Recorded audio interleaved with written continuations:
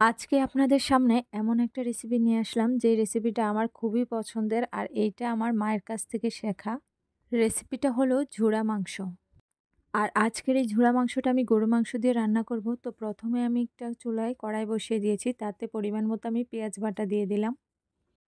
তারপরে একটু নেড়েচেড়ে এতে গরম মশলাগুলো দিয়ে দিলাম। আবার খানিকক্ষণ নেড়েচেড়ে এতে আমি জয়ফল আর জয়ত্রী বাটা দিয়ে দিলাম। এটা দেওয়াতে খুব সুন্দর একটা ফ্লেভার আসে আর মাংসগুলো খুব সহজেই সিদ্ধ হয়ে আসে।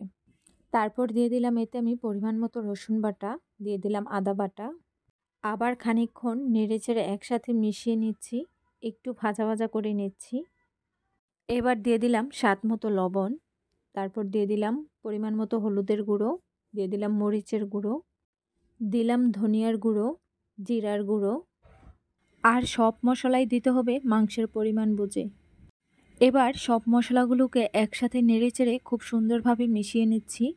সাথে অল্প একটু পানি দিয়ে দিচ্ছি যেন মশলাগুলো পুড়ে না যায়। এবার সুন্দরভাবে সব মশলা একসাথে মিশিয়ে একটু ভালোভাবে কষিয়ে নিব কিছুক্ষণ যাবত ধরে। আর এদিকে আমি জোড়া মাংস রান্না করার জন্য আগে থেকেই প্রেসার কুকারে মাংসগুলো খুব সুন্দরভাবে সিদ্ধ করে নিয়েছি। তারপর এইভাবে হাতের সাহায্যে এইভাবে ফলি ফলি করে নিয়েছি। আপনারা তো স্ক্রিনে দেখতেই পাচ্ছেন। এইদিকে মশলাগুলো খুব সুন্দরভাবে কষানো হয়ে গেছে। এইবার মাংসগুলো এতে দিয়ে দিলাম।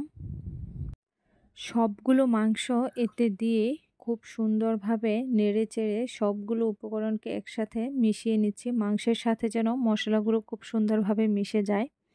তো কিছুক্ষণ যাবত আমি এই মাংসগুলোকে খুব সুন্দরভাবে মিশিয়ে নিয়েছি। এবার কিছুক্ষণের জন্য ঢাকনাটা দিয়ে দিলাম একটু কষানোর জন্য। একটু কষানো হয়ে গেলে তারপর আবার ঢাকনাটা উঠিয়ে আমি আবার নেড়েচেড়ে নিচ্ছি।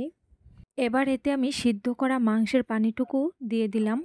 এবার ঢাকনাটা ঢেকে কিছুক্ষণ জাল করে নিব আর একটু পরপর উঠিয়ে নাড়াচাড়া দিব, নিচে যেন লেগে না যায় তার জন্য একটু পরপর এটাকে নাড়তে হবে। এবার চুলার আঁচটা একটু বাড়িয়ে পানিগুলো শুকিয়ে নিব। মাংসের সাথে যেন খুব সুন্দরভাবে মশলাগুলো মিশে যায়, তো তার জন্য একটু পরপর এটাকে নাড়তে হবে। তো দেখুন কিছুক্ষণ জাল করে নেবার পর এই মাংসগুলো একদম পানি শুকিয়ে গেছে আর এই ঝুরা মাংসটা পুরোপুরি প্রস্তুত হয়ে গেছে। এবার আমি এই কড়াইটা চুলা থেকে নামিয়ে নিয়েছি।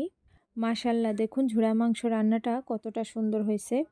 আলহামদুলিল্লাহ, এর টেস্টটা অতুলনীয়, অসম্ভব মজার হয়েছে। আপনারাও চাইলে খুব সহজেই ঝটপট বাড়িতেই ঝুরা মাংসটা রান্না করতে পারবেন। আশা করছি আমার আজকের এই ঝুরা মাংসের রেসিপিটা আপনাদের ভালো লাগবে। আল্লাহ হাফেজ।